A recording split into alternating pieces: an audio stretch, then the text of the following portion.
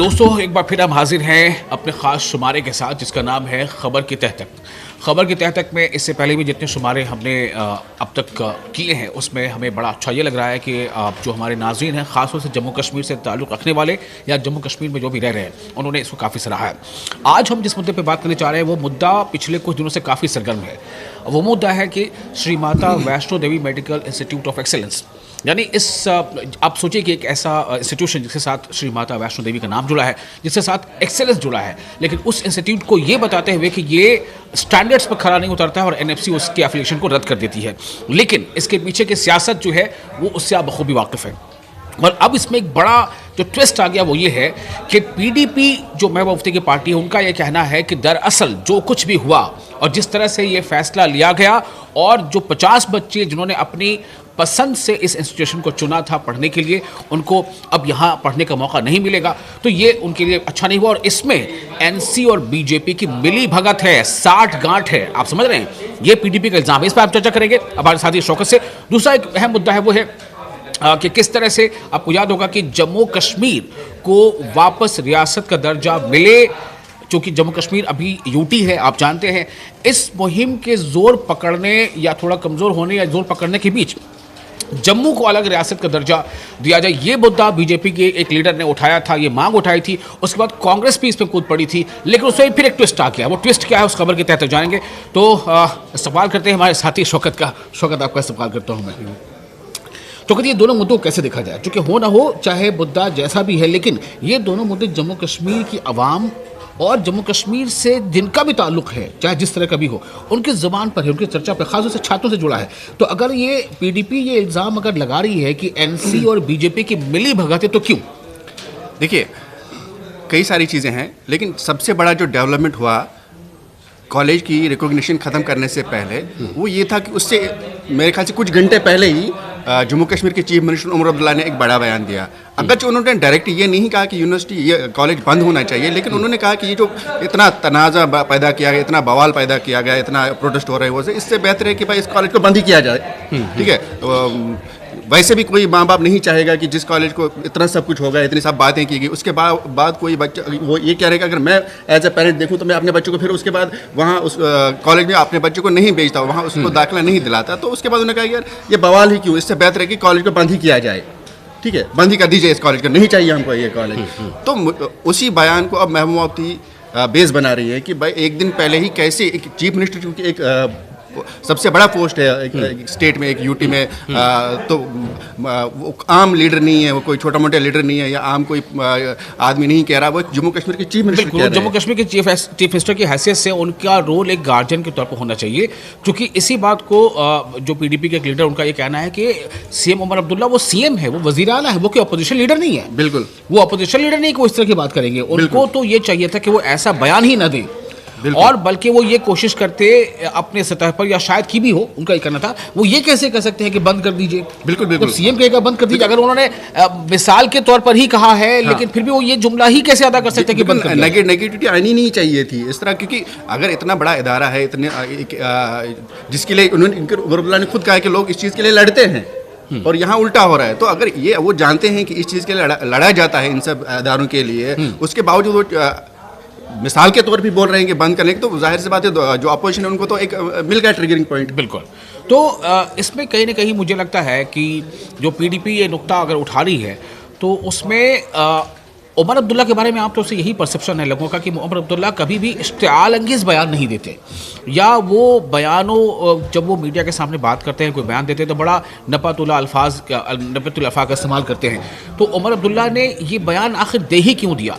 उन्होंने ये क्यों कह दिया कि इससे बेहतर है कि बंद कर दिया जाए? भाई आप एक गार्जियन हैं पूरे जम्मू कश्मीर के। बिल्कुल, तो ये सवाल तो उठेगा आप ऐसा बोलते कि या आप ऐसा बयान देते या ऐसी लाइन ले लेते कि भाई छोड़ दीजिए उन पर, लेकिन ये क्यों किया? हाँ हाँ बिल्कुल, छोड़ दीजिए, वो क्या कर देखा जाएगा। हाँ। नहीं, और चूंकि वो चीफ मिनिस्टर हैं तो उनका ये मेरे ख्याल से ये होना चाहिए था कि भाई कोई ना कोई हाल इसका निकाला जाएगा।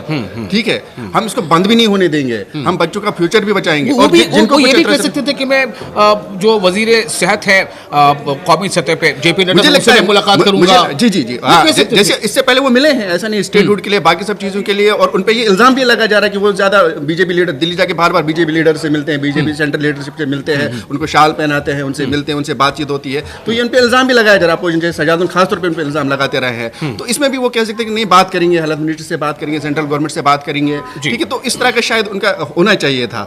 चलिए, तो ये पॉइंट तो एक है कि भाई वजीर आला ये कैसे कह सकते हैं, ठीक है कि वहाँ डुअल फॉर्म ऑफ गवर्नेंस है, लेकिन इस मुद्दे को वो अगर ये इस तरह से उनका कहना, इस पर सवाल उठ रहा है। और देखिए क्या है, सियासत को एक बहाना चाहिए। बिल्कुल, और मैं ये जैसे कह रहा था अभी कि शायद अगर चीफ मिनिस्टर ना होते, कोई और लीडर होता, इवन कि अगर मिनिस्टर होता तो शायद उतना ये नहीं, तब तो हो सकता था कि वो भी ज़बान बोलते हैं ना कि भाई हम भी इसके लिए मुजाहरा करेंगे कि क्यों ऐसा हो रहा है, हमारे बच्चों को पढ़ने का हक है। अच्छा, अगर सीएम कहते हैं कि हमारे बच्चे, इसका मतलब ये होना चाहिए, और ये होता है कि सीएम कह रहे हैं, इसका मतलब है कि तमाम जम्मू कश्मीर के बच्चे। बिल्कुल, तो फिर आप किसी ऐसी बात को, मान लीजिए किसी भी तंजीम ने या किसी ने कुछ ऐसी बात कह दी हो, तो आप उसके नैरेटिव पर चलते हुए ये कहते हैं कि बंद कर दिए कॉलेज। बिल्कुल बिल्कुल, तो फिर ये तो एक ट्रेंड ही बन जाएगा, ट्रेंड सेट हो जाएगा, चीफ मिनिस्टर ये है। बिल्कुल, तो देखिए खबर की तह में ये है। और महबूबा मुफ्ती ने जो सवाल उठाया है कि आखिर ऐसा क्यों कहा सीएम उमर अब्दुल्ला ने कि बंद कर दिया जाए, मैं पेरेंट होता तो नहीं भेजता।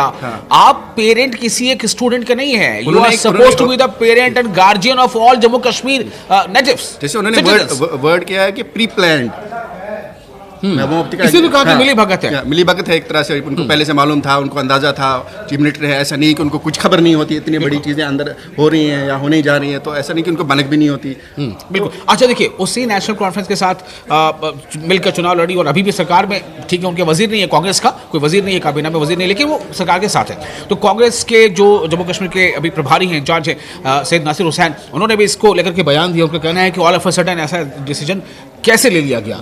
ये बिल्कुल मतलब तालीम के हिसाब से, एजुकेशन के हिसाब से, बच्चों के फ्यूचर के हिसाब से बिल्कुल सही नहीं है, और ये इसका कोई और भी रास्ता हो सकता था। बहरहाल तो उन्होंने एक बात की। अब आते हैं खबर की तह तक में एक और खबर पे। आप सबको पता है कि जम्मू कश्मीर की जो फिलहाल जो स्टेटस है वो क्या है। Jammu Kashmir is known as UT, यानी केंद्र शासित प्रदेश, यूनियन टेरिटरी। तो जम्मू कश्मीर यूनियन टेरिटरी क्या पहले से था?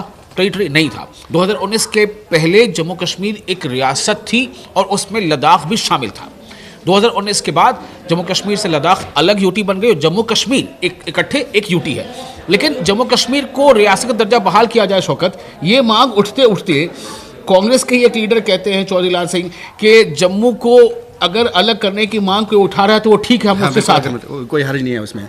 जी देखिए, क्या है, जैसे कि पहले बीजेपी के जो एमएलए हैं, साहब का कांग्रेस लीडर है, उन्होंने कहा कि जम्मू को अलग मिलना चाहिए। हमारे साथ श्यामलाल शर्मा जी ने कहा कि हमारे साथ जम्मू के साथ डिस्क्रिमिनेशन हो रहा है। उन्होंने फुटबॉल टीम का ये दे दिया, ये माता वैष्णो देवी कॉलेज का हवाला, कई सारी चीज़ों का उन्होंने हवाला दिया, ठीक है। उसके बाद कांग्रेस के एक बड़े लीडर एमपी रहे हैं और एमएलए रहे हैं, मिनिस्टर रहे हैं, वो ये कह रहे हैं कि इसमें कोई हर्ज नहीं है। तो मुझे ऐसा लगता है कि देखिए, कहते हैं कि सियासतदान कोई बात यूं ही नहीं कहता। अगरचे अभी कांग्रेस और बीजेपी के दोनों की टॉप लीडरशिप ये बोल रही है कि नहीं, दोनों के जाती बयानात हैं, लेकिन वो इतने बड़े कद के लीडर हैं कि उनकी बात अगरचे जाती भी होगी, उसका एक मायने है, उसका एक बैकग्राउंड होगा, उसका एक पस मंज़र होगा। तो इसको मेरे ख्याल से उतना जाती भी हम बिल्कुल हल्का लेके नहीं शायद ले सकते। तो कुछ न कुछ पक रहा है। ठीक है, हम भले ही हल्का लें या ना लें, लेकिन जो फैक्ट है वो ये है कि पहले बीजेपी के रुकने असेंबली श्यामलाल शर्मा, जिनका माजी है कि पहले वो कांग्रेस पे थे, वो दीगर बात है, लेकिन अभी वो रुकने असेंबली हैं, यानी कि एमएलए हैं और बीजेपी से हैं। तो बीजेपी के एमएलए श्यामलाल शर्मा ने ये मांग उठाई। उनका कहना था कि जम्मू के साथ भेदभाव होता है और इसलिए जम्मू को अलग राज्य का दर्जा मिलना चाहिए, ये उनकी मांग थी। उसके फौरन बाद बीजेपी के जो जम्मू कश्मीर के सदर हैं सच शर्मा, उन्होंने कहा है कि नहीं, ये पार्टी का मुतालबा नहीं है, ये पार्टी की मांग नहीं है, बल्कि उनका यानी कि श्यामलाल शर्मा का निजी विचार है। तो कल ही मैंने शौकत आपसे याद है, पिछली वीडियो में हमने कहा था कि कोई ठीक नहीं है कि जैसे बीजेपी ने स्टैंड लिया कि एक बीजेपी क्रिकेट असेंबली ने कह दिया, जैसे हम कह रहे हैं कि चटनी भी मेरी पट भी मेरी वैसा। हाँ बिल्कुल। मैं यहाँ एक चीज़ कहूँगा, कश्मीर में एक मिसाल है होत्सन बला यात्रा चौंचा। ओके, मतलब कांग्रेस जो है हाँ। स्टेटहुड के लिए मेरे ख्याल से सबसे ज्यादा कोशिश कर रही है, जम्मू कश्मीर स्टेटहुड बहाल करने के लिए बज़ाहिर वो सबसे ज्यादा कोशिश कर रही है। इस बीच कांग्रेस का ही इतना बड़ा लीडर ये कहना कि नहीं, अगर जम्मू को स्टेट अलग बनाया जाता है, अलग किया जाता है, तो इसमें भी कोई हर्ज नहीं है। तो मैं जो मिसाल कह रहा हूँ उसका ये मतलब है कि उसको भला मारो, ये वाला पकड़ लो। अच्छा ठीक है, तो मैं वही कह रहा था ना कि चौधरी लाल सिंह ने अगर ये कह दिया है तो इसका मतलब है कि तारिक हमीद कर्रा की तमाम कोशिश पर उन्होंने पानी फेर दिया कि भाई वो जम्मू कश्मीर की जो कांग्रेस की इकाई है वो दिन रात इस कोशिश में लगी है कि जम्मू कश्मीर को वापस सियासत का दर्जा बहाल किया जाए, है ना। और यहाँ तक कि कई तरह के कैंपेन चलाया, सिग्नेचर कैंपेन भी चला, गांव चलो चला, दिल्ली चलो मुंबई चला, ठीक है। लेकिन इसमें ट्विस्ट यही है कि जो नासिर हुसैन जो जम्मू कश्मीर के कांग्रेस के प्रभारी हैं, इंचार्ज, उनका ये कहना है कि जी नहीं, ये चौधरी लाल सिंह ने जो कहा है ये उनका अपना ज़ाती मामला है, ये उनका निजी विचार है। कांग्रेस पार्टी का ये विचार नहीं है कि जम्मू अलग राज्य हो जाए, बल्कि कांग्रेस पार्टी का तो विचार ये है कि कांग्रेस पार्टी हमेशा चाहती है कि मुत्तहिदा भारत हो और मुत्तहिदा यानी यूनाइटेड जम्मू कश्मीर भी हो। अब मैं इस पर आता हूँ शौकत, क्या आने वाले दिनों में कुछ और हमें इसकी बयानबाजी देखने सुनने को मिलेगी? जैसे मैं पहले भी कह चुका हूँ कि मुझे लगता है कि अब ये मांग जो है, अब ये इशू जो है एक इशू बन गया है, ठीक है। और यकीनन मुझे लगता है कि आगे चल के इस पे और बयानबाजी होगी और कोशिशें होंगी और इस पे पॉलिटिक्स होगी, ठीक है। मैं यह भी कह चुका हूँ कि सियासतदान कोई बयान यूं ही नहीं देता, कोई बात यूं ही नहीं कहता है वो।